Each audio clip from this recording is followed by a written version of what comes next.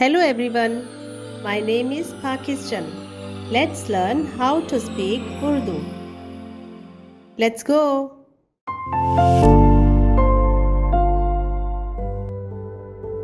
और सिम के हाँ भी जो तमाम बनी इब्र का बाप और याफ्त का बड़ा भाई था, औलाद हुई। और सिम के हाँ भी जो तमाम बनी इब्र का बाप और याफ्त का बड़ा भाई था, औलाद हुई।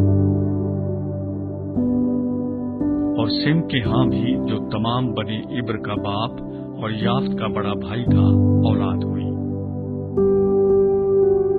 और सिम के हाँ भी जो तमाम बनी इब्र का बाप और याफ्त का बड़ा भाई था, औलाद हुई। औलाद औलाद औलाद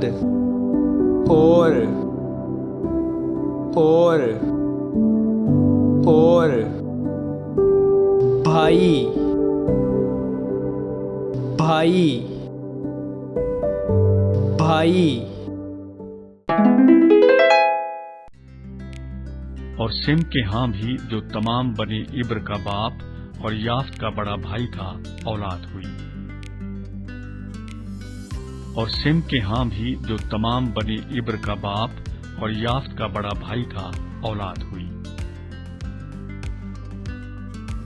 और सिम के हाँ भी जो तमाम बनी इब्र का बाप और याफ्त का बड़ा भाई था, औलाद हुई। और सिम के हाँ भी जो तमाम बनी इब्र का बाप और याफ्त का बड़ा भाई था, औलाद हुई। औलाद औलाद औलाद और